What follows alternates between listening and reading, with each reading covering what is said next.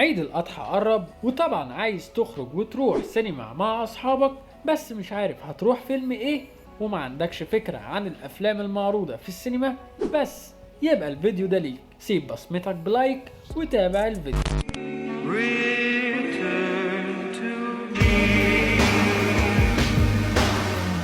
كلنا عارفين ان الناس بتستنى العيد للعيد بسبب الافلام الجامدة اللي بتنزل، وطبعا عيد الاضحى داخل علينا ومن الواجب اننا نقوم بالعبادات الخاصة، وطبعا الواحد برضو بيحاول يرفه عن نفسه شوية لان العيد زي ما انتوا عارفين اجازة، وبنحاول ناخد بريك شوية. المهم جبت لكم سلسلة الافلام المعروضة في السينما، وعلى قائمة الافلام فيلم ولاد رزق 3 القضية، كل اللي عملناه في حياتنا كوم، والعملية دي كوم تاني خالص، واللي يعتبر الجزء الثالث من سلسلة أفلام ولاد رزق، واللي بيتجمعوا مع بعض بعد مرور سنوات من انفصال الإخوات، بعد ما كل واحد فيهم شاف طريقه الخاص، لكن المرة دي بيتجمعوا علشان ينفذوا عملية معينة، وواضح جدا إن هيبقى معاهم حد رابع بديل لأحمد الفيشاوي، واللي هيكون آسر ياسين. وبجد واضح جدا من الإعلان إن الفيلم هيبقى أكشن جدا،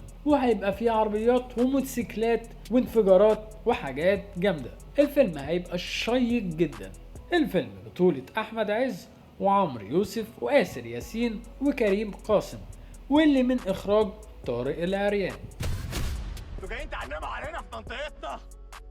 ده احنا اولاد رزق.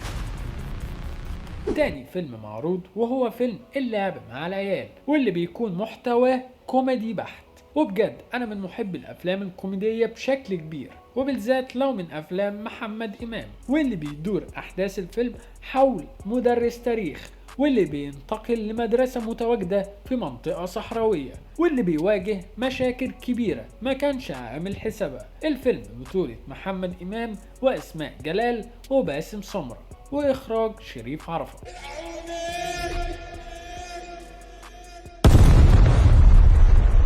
تالت فيلم معروض وهو فيلم عصابة الماكس، واللي يعتبر محتواه برضه كوميدي، واحداث الفيلم بتدور حول شخصية المكسيكي اللي بيقوم بدوره احمد فهمي، واللي متعود انه يقوم بعمليات سرقة وتهريب بدون مساعدة، لكن بيتورط في عملية كبيرة واللي بتجبره انه هيحتاج للاستعانة بمجموعة تساعده في تنفيذها. فهل هينجح؟ ده اللي هتعرفه من الفيلم. الفيلم بطولة احمد فهمي وروبي وقصقص ولبلبة، واخراج حسام سليمان.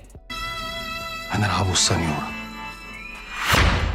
رابع فيلم معروض وهو فيلم الجواهرجي، واللي بجد ما نزلهوش تفاصيل كتير حتى الآن، ولا حتى إعلان تشويقي للفيلم، واللي بيحتوي الفيلم عن قيام محمد هنيدي بدور جواهرجي، واللي بيمر بشوية مشاكل هتصعب له ظروفه شوية. الفيلم أكيد هيبقى إطاره كوميدي بحت كعادة أفلام محمد هنيدي، والفيلم بطولة محمد هنيدي ومنى زكي وأحمد السعددي ولبلبة، وإخراج شريف عرفة. خامس فيلم معروض وهو فيلم فرقة الموت، واللي برضه ما نزلهوش أي تفاصيل نهائي ولا حتى إعلان تشويقي واحد، بس ممكن في أي وقت ينزل الإعلان التشويقي الخاص بالفيلم، بس الأكيد إنه فيلم أكشن باين من الاسم يعني. والفيلم بطولة أحمد عز وآسر ياسين ومنى شلبي وأمينة خليل، وإخراج أحمد علاء. سادس فيلم معروض وهو فيلم أهل الكهف، واخيرا وليس اخرا بيخرج فيلم اهل الكهف للنور، واللي شهد تأجيلات كتيرة الفترة الاخيرة علشان يبقى متواجد بموسم افلام عيد الاضحى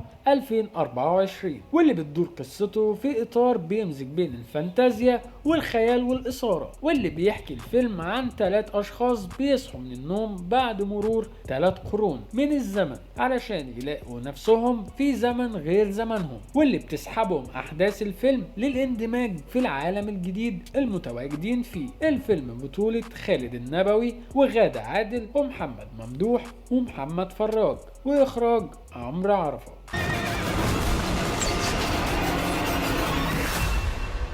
سابع فيلم معروض وهو فيلم انسايد اوت 2، وده طبعا لمحبي افلام الانيميشن، ويعتبر الفيلم المنتظر تكملة للجزء الاول، واللي قدم الجزء الاول نظرة مبتكرة داخل عقل فتاة صغيرة اسمها رايلي، واللي بيتمحور الجزء الثاني حول مرحلة جديدة من حياتها. والفيلم بيدي رسالة أساسية وهي تفهم وقبول جميع المشاعر والتعامل معاها. حقيقي من أكتر الأفلام اللي هتبقى ممتعة العيد ده. There's a part 2?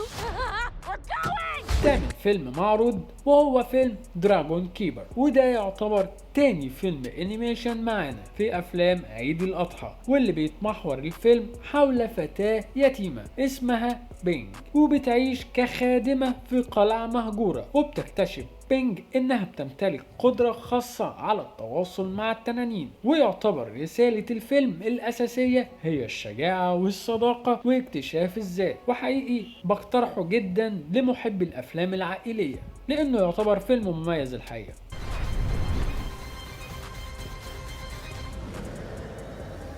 وبكده انتهى فيديو النهاردة. اتمنى تكون استفدت وعرفت ايه الفيلم المناسب ليك. وطبعا ما ننساش دورنا في العبادات الخاصة في العيد. وكل سنة وانتم طيبين وعيد سعيد عليكم وعلى عائلتكم. فوتكم بعافية. مع السلامة.